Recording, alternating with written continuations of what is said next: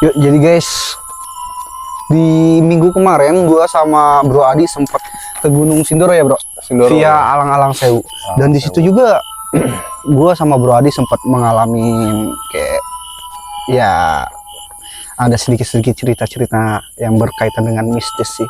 Tepatnya Bro Adi bisa jelasin ceritain gimana kejadian kita waktu di Sindoro via Alang-Alang Sewu. Dari awal kita naik ya, Bro. Gimana tuh, Bro? Sindoro Alang-Alang Sewu ya. Iya. Sebenarnya kan kemarin juga ada masalah trouble yang bener. cewek yang lagi halangan ya, Iya. lagi haid gitu. Sebenarnya ya ada sih feeling awal tuh ketika pas di base camp mau berangkat tuh. Cuman balik lagi kan kadang-kadang hal-hal kayak gitu kan kalau kita terlalu apa sih namanya disampaikan sama orang yang nggak apa ya, nggak terlalu percaya sama hal begitu, takutnya malah jadi ngerusak suasana iya, gitu kan. benar.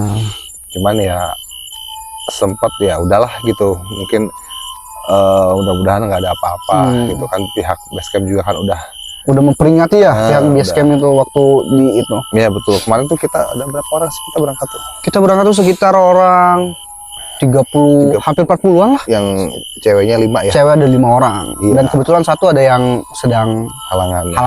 Ya. Benar. Iya, jadi tuh emang sebenarnya kan kita kan nggak bareng ya sama cewek itu. Iya. Kita jalan duluan kan gitu. Cuman ya pas emang ada kejadian yang pertama ya, kenapa itu kemuningin dari situ juga kan, yang ketemu salah satu sosok itu di pas pos 2 ya. Kalau kagak salah itu kita pos 2 nanjak dikit deh. Antara sekitar patok 11, 12 mungkin. Patok 11 ya, itu kondisinya pas maghrib ya. Maghrib ya. Iya, maghrib. Di situ sempat saya ada interaksi juga sama sosok perempuan. Situ sebenarnya perempuannya yang yang kemuning itu, gitu kan. Terus di belakangnya juga ada beberapa sosok 3 gitu dengan warna pakaian yang berbeda gitu kan. Tapi kalau yang 3 itu saya nggak begitu jelas gitu, cuman di belakang si kemuning ini gitu. Jadi kemuning juga ada di sini hari ini ya. Ada. Terus udah gitu udah tuh saya sempat interaksi, Yuda juga mungkin sempat ngeliat ya. Iya, gue juga sempat shock. Gue lagi bikin dokumentasi tentang patok, tiba-tiba gue ngerasa aneh, dan Bro Adi mungkin lagi menjalankan interaksi dengan si Mbak Kemuning ini. Dan gue di situ juga kayak sempat ngeliat dan merasa merinding, dan gue juga sempat ngerasain gitu. Oke. Akhirnya sebenarnya sih komunikasi dia tuh nggak komunikasi yang gimana gitu, cuman dia datang senyum, terus dia kayak menceritakan sedikit tentang asal usul dari Gunung Sindoro, terus masa lalu yang mungkin nggak terlalu, jadi apa ya, kayak putaran film yang cepat gitu. Jadi saya juga sekedar nangkep, oh ini dulu sempat ada kayak peninggalan dari Mataram atau apa gitu, terus ada banyak arca atau candi-candi yang dulu ada di situ, tapi karena bencana apa gitu, karena pernah letusan gunung berapi atau apalah gitu, jadi itu hancur dan nggak ada ya. Mungkin sisanya paling puing-puing aja di tempat-tempat yang mungkin sekarang udah tutupan ilalang lah apa gitu kan.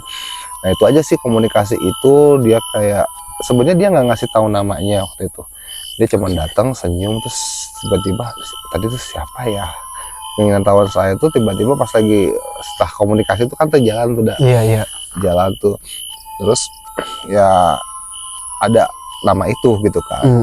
Ada yang ngasih tahu kalau namanya itulah gitu kan. Namanya agak panjang gitu, cuman saya kasih clue-nya aja dan nama tengahnya aja gitu.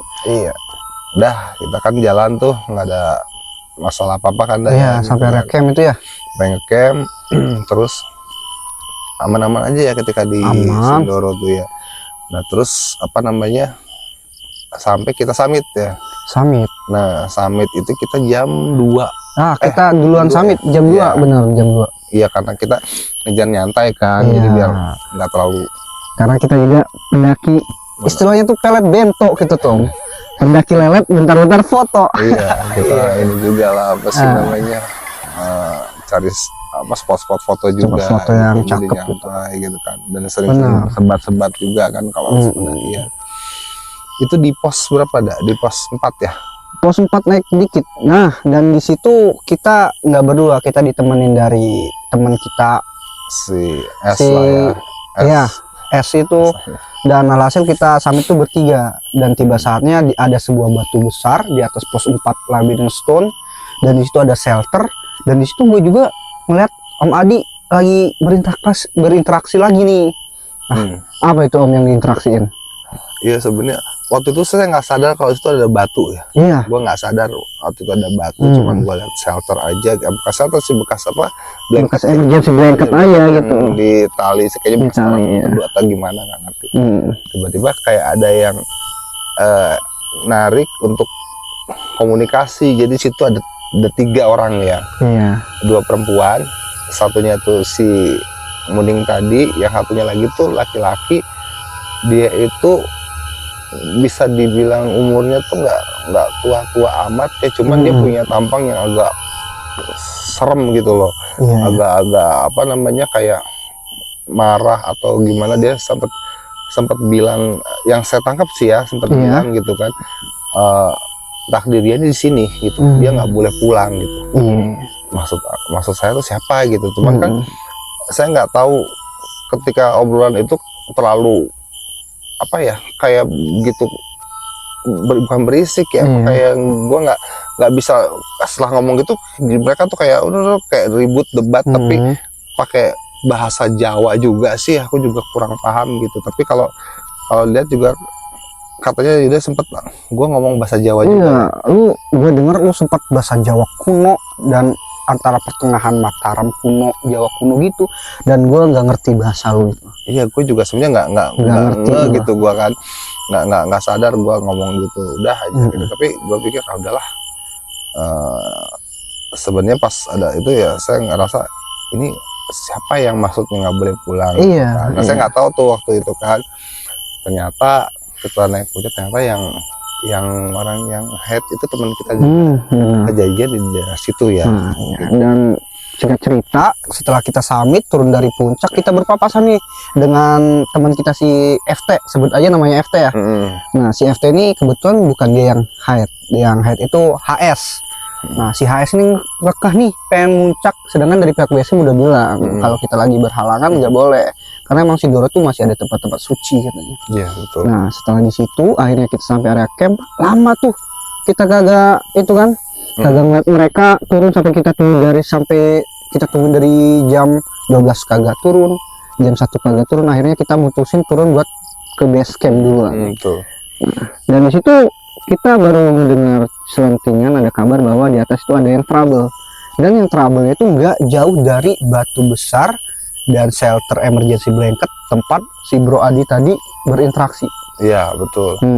Itu kesurupan ya, dia masukkan dari cerita yang pada saat itu panitia kita yang mendampingi kan, waktu itu kan dia cerita katanya diminta itu, kebetulan sebutlah si R ini ya, si R ini panitia itu, dia begitu turun kan langsung ketemu gua kan, bilang kan gitu, Bang, apa sih namanya, lo lihat apa aja di sana, maksudnya kenapa itu kejadian si cewek itu diminta, maksudnya nggak boleh pulang gitu, bukan di apa sih, diikat apa dia bilang gitu ya.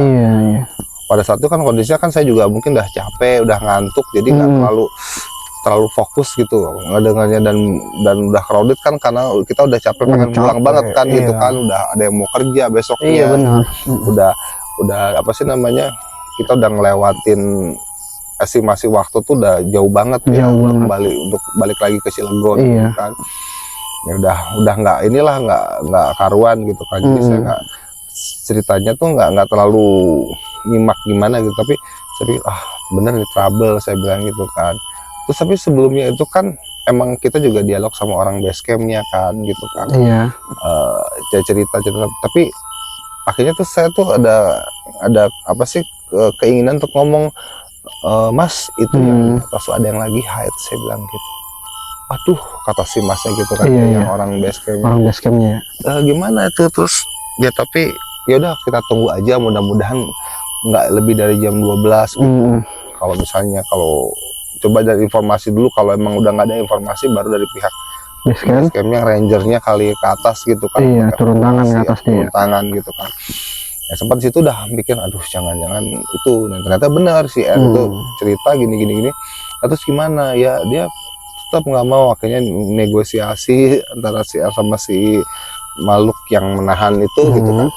Akhirnya udah mau gitu kan. Nah sempet tuh saya ada feeling sekitar jam-jam habis maghrib lah ya, maghrib menjelang isya lah ya. Tapi apa sih, kayak jadi sosok si Kemuning ini tuh kayak yang apa ya, kayak dia tuh punya histori sama gua gitu loh. Iya, punya kayak, chemistry gitu. Punya chemistry, tapi gua nggak tahu tuh chemistry dari mana gitu si Kemuning gitu kan ya.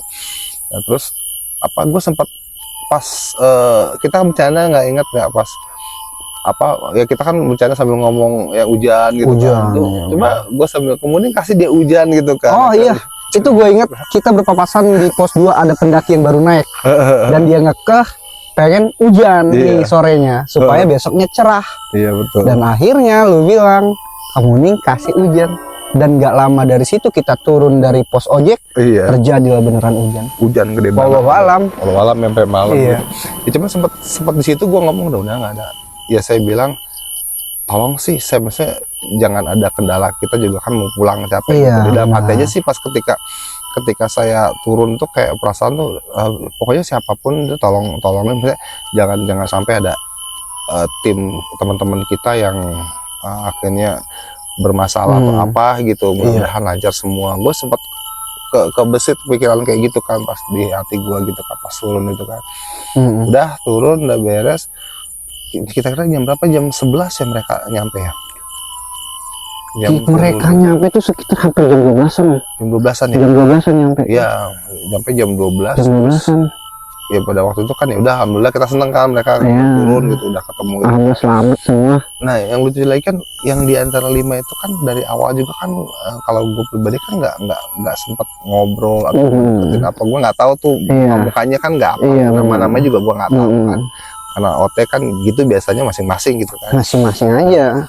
Tiba-tiba si yang kesurupan itu kan lagi berdiri tuh di depan counternya basecamp tuh, counternya si panitia basecamp gitu kan, si Maksi gitu kan, dia lagi berdiri aja di situ. Kan saya lewat, terus dia bilang tiba-tiba, maaf ya, dia bilang gitu.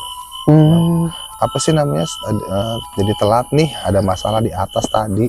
Dan di situ posisinya lu beneran kagak kenal sama si FT ini, yang mengalami trouble ini? Nggak tahu, gue juga kan dia kalau sepintas kan namanya di mobil apa itu kan kelihatan dari belakang, kita kan dulu kan di belakang mereka kan, namanya orang pakai hijab kan kadang-kadang yang hampir sama semua kalau dari belakang mukanya kan nggak tahu gitu kan, nggak banyak interaksi juga gitu.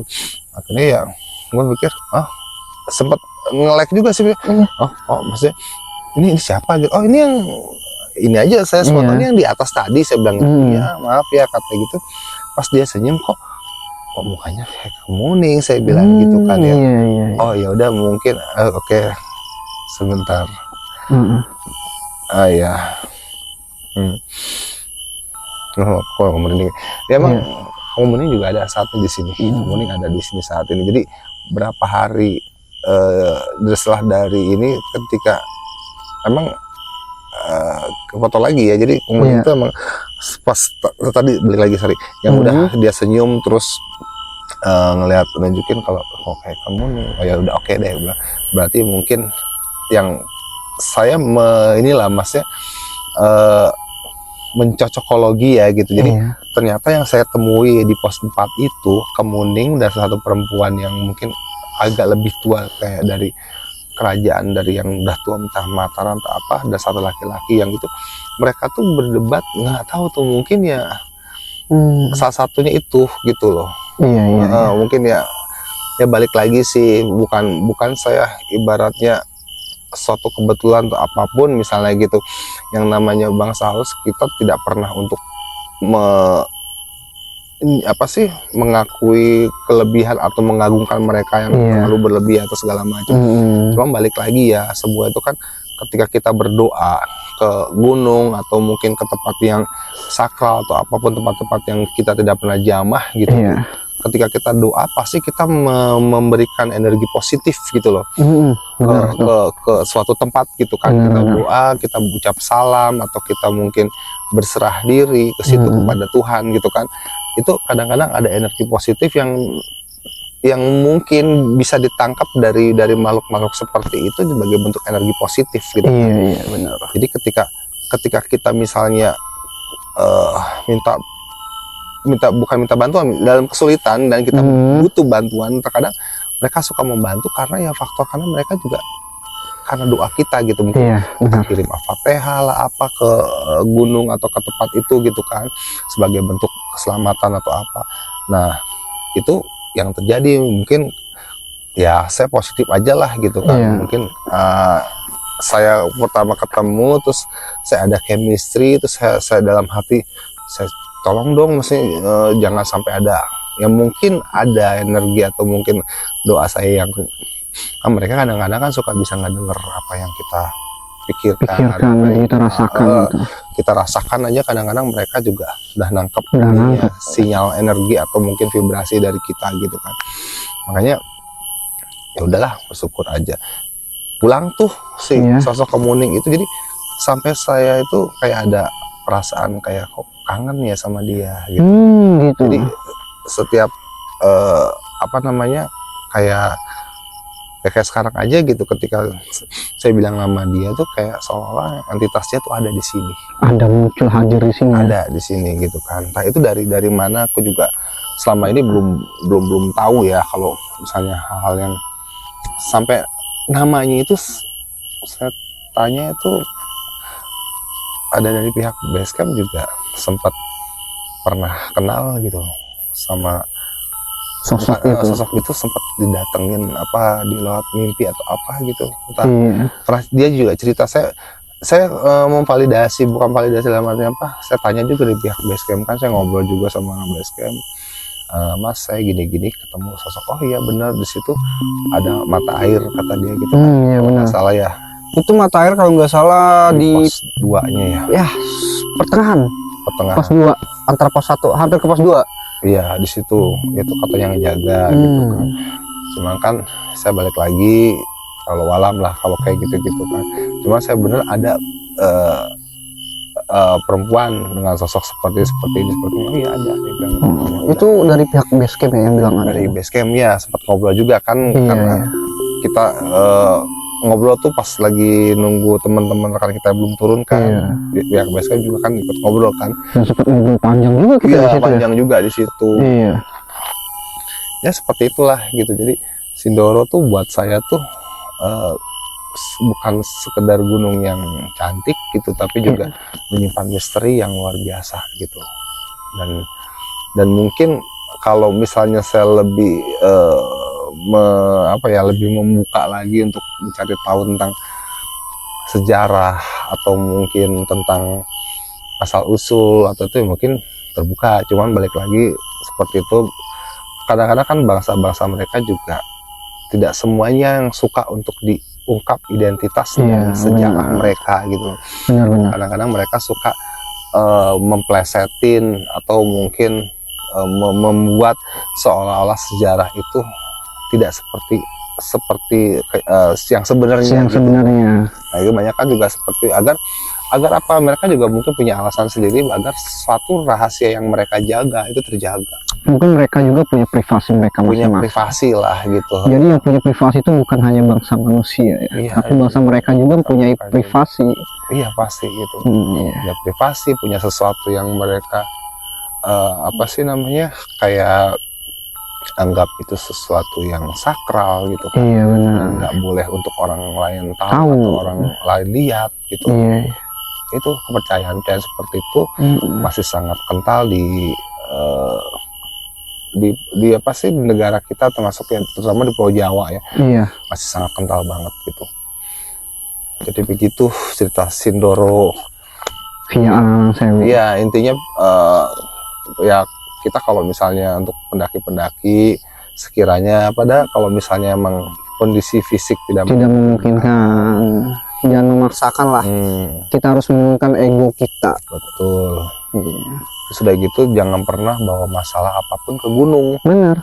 Gitu, punya masalah sama pacar, punya masalah yang ibaratnya, jadi gini, energi negatif yang kita bawa dari bawah ke atas itu bakal menjadi cerminan kita nanti di sana gitu. Iya. Pokoknya jangan bawa. Jadi ketika kita ke alam lepas, ke suatu tempat yang itu bukan tempat kita, ya usahakan bagaimana caranya kita itu netral gitu. Karena kita bertamu di sana ya. Betul, jangan memberikan energi yang negatif tentang kemarahan, kebencian, dendam atau apapun masuk ke sana, nanti jadinya ya berbalik ke kita. Kadang-kadang ada aja rintangannya di pendakian perjalanan itu, entah itu kesehatan tiba-tiba drop atau nggak, cuaca tiba-tiba ya Allah alam. Kalau cuaca mungkin ada faktor juga dari alam gitu, geografi atau mungkin iklim gitu kan. Tapi kadang-kadang ada aja faktor yang mungkin kita jadi nggak fokus atau apa kayak gitu, akhirnya jatuh atau kepleset gitu aja sih, nggak hati-hati. Sebenarnya banyak faktor kayak gitu ya. Betul ya. Jadi untuk rekan-rekan sesama pendaki nih ya, jadi kita itu harus menghormati aturan-aturan dan larangan yang ada di suatu daerah, terutama gunung nih. Jika kata pihak base camp tidak boleh, ini larangannya. Contoh di Sindoro Alang-Alang Sewu, ketika kita sedang haid, khusus para wanita nih yang sedang haid, nggak boleh muncak, nggak boleh summit, itu harus kalian taati dan harus kalian patuhi. Karena ini emang benar-benar terjadi sama rombongan kita ya bro. Iya betul. Iya, karena dari awal pihak base camp bilang yang haid nggak boleh, dan si HS ini memaksakan ke pihak base camp, dan pihak base camp bilang biasanya ada aja trouble-nya dan pihak base camp nggak mau tanggung jawab. Dan ternyata semua benar dan kejadian. Betul. Itu benar-benar real di rombongan kami saat mendaki Gunung Sindoro via Alang-Alang Sewu. Jadi patuhilah, turunkan ego, puncak nggak akan kemana. Betul. Keselamatan kita turun sampai ke rumah itu yang nomor satu. Ya bro. Iya benar. Sudah gitu kadang-kadang juga yang gangguan tuh bukan yang bersangkutan ya, misalnya tapi satu tim tuh. Satu tim. Kita kan banyak kemarin trouble, ada yang kram, ada yang hipo. Karena sempat hipo kan? Juga hipo malam itu. Beda orang ya. Beda orang, bukan si HS ini bukan. Bukan si HS itu juga, tapi ada satu yang cewek-cewek semua tuh. Iya. Ya itu, ada yang kram juga. Ada yang kram. Jadi kita kemarin tuh yang nggak turun berapa sih? Yang trouble itu? Yang trouble di puncak itu sebenarnya ada 2 orang, yang si FT yang mengalami gangguan mistis ini, dan yang satu mengalami kram perutnya sampai puncak. Nah itu. Dan yang di atas itu ada perempuan 5, panitia ada 4, dan kelompok cowok ini ada 3 di atas itu. Itu yang turun sampai larut malam, sampai hampir jam 12 malam. Hujan besar lagi ya. Iya, hujan besar lagi waktu itu. Kita juga sempat ngeri juga, ternyata emang mereka juga katanya minim sama center. Iya, minim dengan penerangan, karena emang center mereka yang bawa gitu kan, bawa center gitu. Itulah salah satunya. Jadi kalau mendaki juga harus tetap aware ya sama peralatannya, harus gitu. Proper gitu. Jadi jangan saling mengandalkan lah, walaupun untuk kalian yang ikut OT, tapi sebisa mungkin apa yang menjadi kebutuhan pribadi kalian kan setiap orang kan beda-beda. Betul. OT pun belum tentu bisa memenuhi semua keinginan atau mungkin kebutuhan ya Daya. Iya. Jadi kalau ada yang sakit, tahu penyakitnya apa, bawa obatnya. Kalau yang gampang kena asam lambung ya bawa cemilan. Jangan ngandelin untuk makanan dari OT ya gitu, karena kan orang semua pasti punya kelemahan masing-masing. Iya, dan juga makanan dari OT kan nggak sepenuhnya selera kita, karena setiap orang tuh punya selera masing-masing gitu. Jadi dalam setiap pendakian itu kita harus benar-benar proper lah, benar-benar kita siapkan, baik itu pun fisik, mental maupun peralatan. Jangan kita naik asal naik, tiba-tiba di atas fisik kita belum siap nih, akhirnya kita ngedrop. Mental kita belum siap, akhirnya kita kemana-mana pikiran. Dan yang paling penting alat kita nih, peralatan itu harus proper juga. Benar. Dalam pendakian. Iya, terus bagi yang masih punya orang tua, masih ibaratnya masih dalam apa pengawasan orang tua, sebaiknya minta izin. Itu betul, paling penting itu. Kalau yang punya pasangannya minta izin. Kalau misalnya yang itu keluarganya, pokoknya harus tahu ada satu. Kadang-kadang banyak juga sih kejadian yang apalagi yang nggak izin sama orang tua gitu, terus tiba-tiba ngebohong naik ke gunung, pasti ada something di sana gitu. Pasti ada something, ada trouble gitu. Makanya tetap yang namanya gunung itu kan kalau zaman dulu mah daya gunung itu disebutnya tempat untuk orang-orang kan mencari spiritual ya, gitu, dianggapnya sakral gitu. Jadi dianggapnya tempat yang paling tertinggi untuk benar-benar bisa berkomunikasi dengan semesta, dengan Tuhan gitu. Zaman dulu kan seperti itu. Betul. Jadi kenapa energi gunung begitu dahsyat ketika ada orang dengan masalah yang negatif naik ke gunung, tiba-tiba dia something, ada gangguan atau apa segala gitu, seperti itu. Karena udah di energi gunung itu lumayan untuk orang tuh kadang-kadang udah kebentuk sebagai suatu energi yang di gunung itu energi yang sangat sakral sebenarnya gitu. Jadi tetap ngomong ke gunung, dan kalau misalnya logikanya ya kalau ya terjadi sesuatu atau hilang atau segala macam, orang tua atau keluarga ada yang tahu. Jadi mereka nggak khawatir gitu. Kalau udah ngomong, udah cerita, udah izinkan, jadi mereka juga bisa mendoakan. Ada apa-apa gitu. Jadi intinya lebih positif aja dah ya, maksudnya kalau gue sih lebih logika. Gue ambil mungkin itu suatu mistik atau sesuatu ibaratnya larangan-larangan yang ibaratnya disebut kuno atau mungkin terlalu mitos apa, tapi ambil aja positifnya gitu. Mitos juga kalau itu positifnya bagus, pesan moralnya bagus, kenapa enggak gitu, nggak merugikan gitu. Betul itu. Apa mitos tapi kita lebih outputnya jadi selengean, lebih outputnya jadi lebih kayak meremehkan.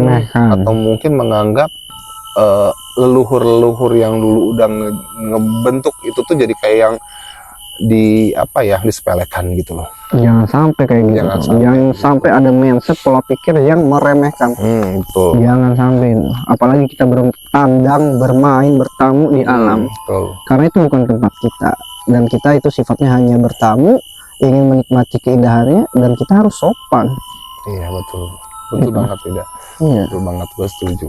Jadi intinya mah ya tetap jaga adab ya. Adab nomor satu. Kalian berilmu, kalian sekolah tinggi juga percuma kalau adab kalian. Dimanapun adab nggak mesti sama manusia, tapi juga sama makhluk lainnya.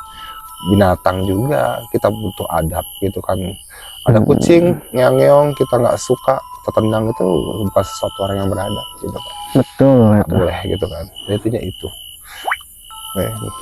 Oke, siap, udah. Siap. Kita untuk nanti selanjutnya. Bercerita lagi di gunung next ya. Jadi gunung mana nih? Rencana kita masih deket-deket sini dulu. Kayaknya kita Banten dulu ya. Sekitaran Banten dulu. Karena emang kita terkendala waktu sebenarnya. Ya, kita waktunya karena Bung Yuda juga sama saya kan kebetulan kerjanya Bung Yuda shift, saya non shift gitu. Jadi ya gitu. Kebentur gitu ya. Ini juga ini juga apa sih namanya? Saya besok kerja, tapi nggak apa-apa karena dekat, masih bisa dikejar. Masih aman. Makanya kita nyari-nyari yang sekitaran Banten aja, yang dekat-dekat. Mungkin next di Gunung Karang, mungkin Asepan atau Pulau Sari. Boleh itu. Seru ya. Cerita mungkin nanti kalau di Gunung Karang khusus, nanti saya akan cerita tentang apa yang terjadi di Gunung Karangnya langsung. Gitu. Jadi buat kalian tetap stay tune di channel ini, tetap tungguin video-video kami selanjutnya karena banyak hal yang menarik akan kami ceritakan kepada kalian. Oke, sampai jumpa. Oke, buat kalian jangan lupa like, comment, and subscribe. Oke guys, mungkin itu sedikit cerita dari gua dan Bro Adi. Dan tetap stay tune di channel Kemuning Malam karena masih banyak cerita-cerita mistis dan cerita-cerita edukasi yang akan kami kupas secara tuntas di Kemuning Malam. Oke, next kita ketemu di Gunung Karang. Oke.